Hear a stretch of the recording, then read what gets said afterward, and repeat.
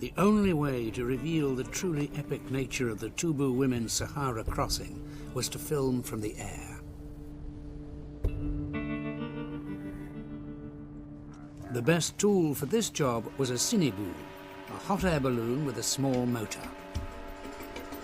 But temperamental technology and cantankerous camels combined to make this the hardest desert shoot of all.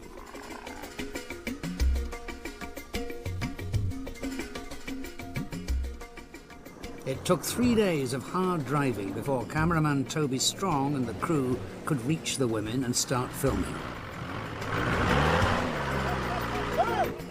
Driving in the desert, it's so difficult. You've got all these ridges, troughs, you know, the guys are going down stuff like this, and we're getting stuck all the time. And that means everyone's stopping everyone out. It's frustrating, but, you know, it's nature of the beast. We're here in the desert. They reach the launch site and start assembling the sinibu. Danny Clay Morel designed it specifically for filming. With only a small engine, it flies best in the cool morning air with no more than a light breeze.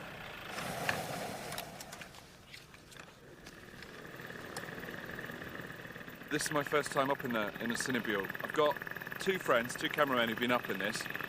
The first one, they crashed into a tree. And on the second occasion, that caught fire, the actual engine. What I think we're going to do is go up, and I might have lied a little bit about how heavy I am, so I think we might just find out that he needs a little more gas. Kind of a bit of a test flight like that. But the camels haven't read the schedule, and they've gone to 4 corners. Every night, the camels are released to search for food. So each morning, it takes time to round them up again. Okay, we have to go. It will be too late after. When the camels are finally ready, Toby and Danny set off to film the women loading up. But the shoot doesn't go well. What happened was the balloon took off. The butane gas has been cold overnight and the burner was cutting out. They almost came down within the women and the camels. And then the balloon came down, bounced, took off again, completely freaking out the camels. So not a very good start to the morning. We lost the burner 4 times, plummeted down over the camels, the Tubu women and the kids. Obviously it freaked them out, freaked me out a little bit. So that wasn't great on the first flight. After a few more flights, Toby becomes acutely aware of the wind. Working in cinebules, almost exactly like a boat, you've got the wind going in that direction, and although the cinebule's got a motor, you can't really go against the wind. So you really, and you've got one pop at each shot. Difficult with the wind. Wow. We're fighting the wind too much, engine's revving, and there's vibration and shake. I've only got very limited arc to pan around. So there's a huge amount of skill involved from Danny and the guys on the ground getting the camels going the right way. So it's a massive logistical operation. At the beginning was problem with the gas, and after problem with the wind. So, but tomorrow will be better. The next day, after an early flight, they face another problem. The Tubu women don't hang around for the crew to pack up the sinibu. They only have enough provisions for a normal trek across the desert, so the team has to play catch-up. No idea where our camels have gone.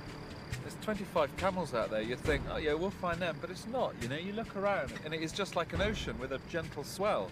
So we're just driving around peak to peak, seeing if we can spot them. Good news, we've hit the main caravan route, which is a bit like the M6.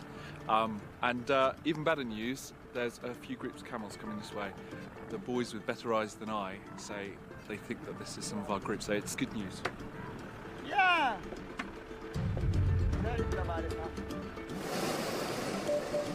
With the camels in place, Toby and Danny at last see the opportunity for getting some really good shots.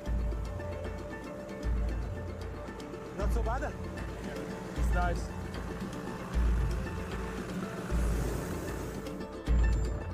I think we got some nice shots. And then at the end we went up really high, and to see the whole desert opened up was extraordinary. That was a good flight. They've had some success, but the biggest challenge lies ahead, filming the women's arrival at the well. But on a dusty night, the stars of the show go missing. We've just been using our big spotlight as a beacon because 3 of the women and 6 of the camels didn't make it into camp tonight. And here in the desert, there's a very good chance of people getting lost. And thankfully it works, so everyone is safely into camp for the night, which is brilliant news. It's only when the sun's gone down that Toby has time to deal with a domestic problem. We brought out 30-odd cases from England. 1 bag didn't turn up, and that bag was my clothes. So couldn't wait for it, had come into the desert, and that is why I'm washing my shirt quite regularly in my allowance of water. None of this goes to waste. This water will be used for tea tomorrow.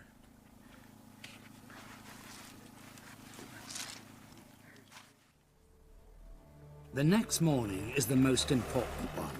The women are due to arrive at the well after days of navigating across the desert. It's crucial that Toby gets shots of them arriving, but as usual, there are difficulties. The logistics involved of finding where the well is and then driving the whole way round so as not to get any tyre tracks, Danny having to guess where the wind's coming from. A whole logistical operation of getting right here for this point is enormous, and we've just about managed to get it right. And we're all here, we're ready to go. The wind is perfect, Danny got it spot on, and the camels are maybe 45 minutes away, so it's massively frustrating. Now it's absolutely perfect. No camels. Yet again, the camels have gone off foraging in the night.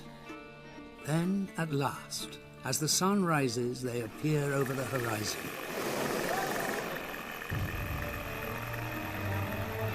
Everything comes together.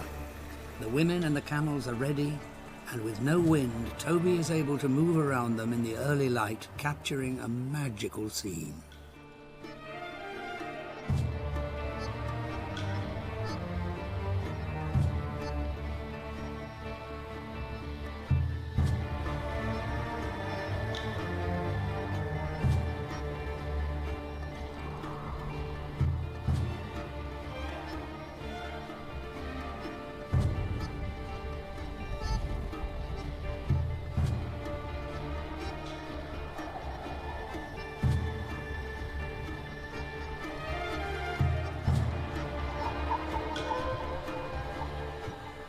As the women close in on the town of Fashi at the end of the trek, the crew can finally relax with their problems behind them.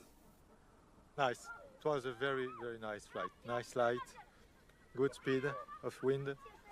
We've got a problem. I thought we landed far enough away from town to be out of everyone's way, but looking to the horizon, and there are hundreds of specks running this way. I reckon we've got 3 minutes before we're completely engulfed. Okay, I think Danny's off to intercept the hordes. Bonjour, ça va? Hein? Non, non, non, pas de cadeau. These kids must be so excited. I think Danny's got a bit of a treat for them. Un, deux, trois.